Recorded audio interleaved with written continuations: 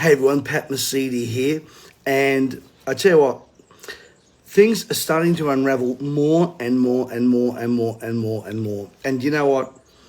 Someone wisely said that if you give people enough rope, they basically hang themselves, and I'm not meaning physically. But it came to my attention the other day, and it's not something I'm making up. It's actually out there on YouTube.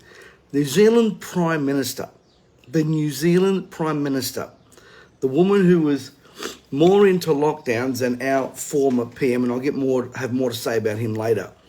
She was caught on film leaving BlackRock. Now, if you don't know who BlackRock is, I strongly suggest you look them up. They're the, fund managers of over $10 trillion or more.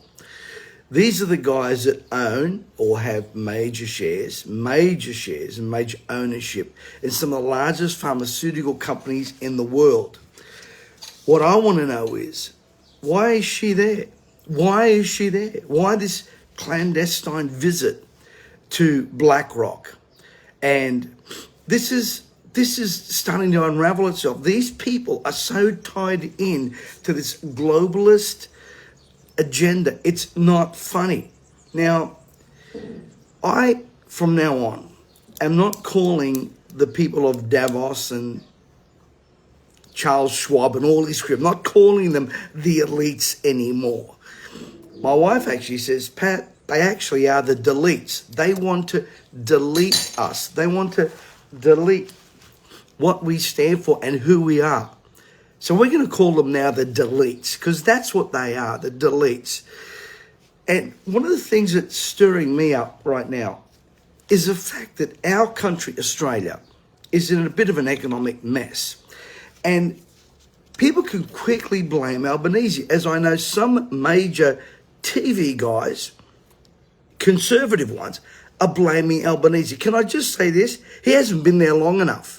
He did not create this mess. Sure, he may have been part and parcel of it, but let me just say right up front, the guy that created this mess is the guy that is now out of office and is a backbencher.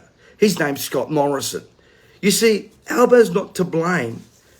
Scott Morrison's to blame for the inflation problem when he locked the country down and went and had to borrow money because he locked us down, and him and his bestie Premier, Gladys Berejiklian, locked down Sydney and particularly targeted the southwest of Sydney. The ethnic people of the southwest of Sydney, they targeted them. And don't tell me he wasn't part of it either.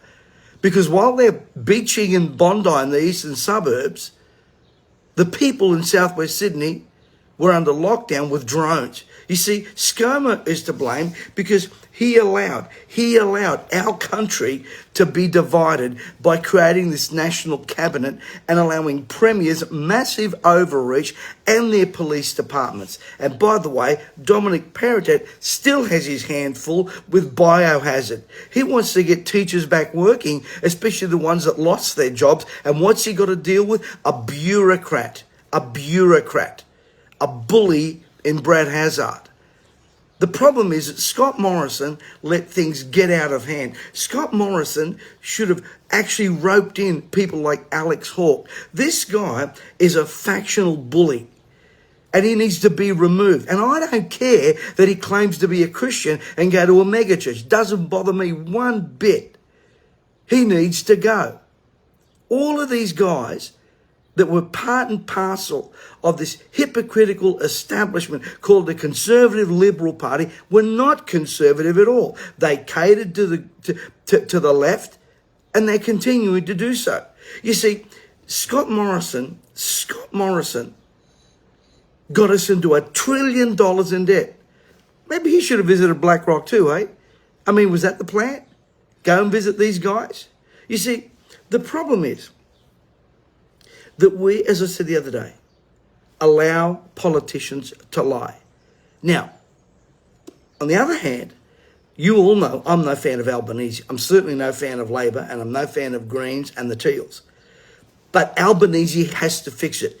He It's his responsibility. The inflation problem, the interest rates problems, this is something that he as a leader has to fix. And what he also needs to do is disband that national cabinet, kick that thing to the curb, and let us become a federation once again.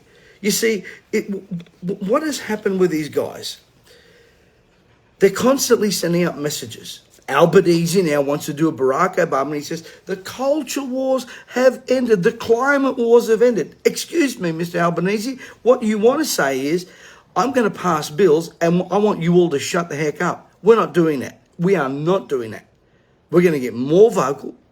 We're going to expose more. And believe you me, the world has shrunk. The world has shrunk. Because of technology, people find out stuff. And they create the news, not the fake news. Albanese says, well, the climate war is over. What he wants us to do is to sit down, shut up, take orders on climate change and everything else. On the other hand, he says he wants to create more jobs and have Australia make things again. Well, the problem is that his mates in the Greens and the Teals are not going to let him. So he's going to cut a deal. And guess who is going to be the recipients, the ones that get whacked in the back of the head? We are. I want to say something here right now because it's vitally important that you understand this, folks. And I know you do. We have been culturally conditioned through media. They constantly send out messages. Now that means that you have to send out messages and you have to send out accurate ones. And as I've been saying for the last 2 years, you've got to control your own economy. And I've got a lot more to say about that later on in the week. But many of you are gifted. Many of you are talented. Many of you have got great callings, great gifts and great abilities. And you need to start monetizing that. Otherwise, these guys are going to steamroll you and I, the little people, the hard workers. We're not the ones visiting BlackRock. We didn't even know who BlackRock was until this pandemic hit. Anyway, just a few thoughts. Albo didn't create this mess, but he's responsible to fix it. Scott Morrison still has a lot to answer for. And I want to add one more thing. He doesn't deserve to have that seat of cook. He doesn't deserve it because of what he allowed in this country. And I don't care where he goes to church. And just because he closed off his last speech in church, let me tell you something. That doesn't win you any brownie points with me. At all.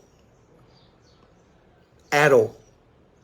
Because maybe what he should have done is go to that very Bible that he declares he believes in and got his marching orders from that rather than Charles Schwab and the globalist agenda. That's what he should have done in the first place, but he didn't.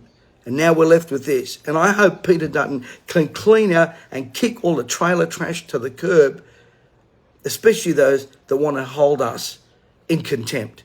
Anyway, God bless you, everybody. I hope you learned something. I hope it inspires you. Please like, subscribe, and share. God bless you.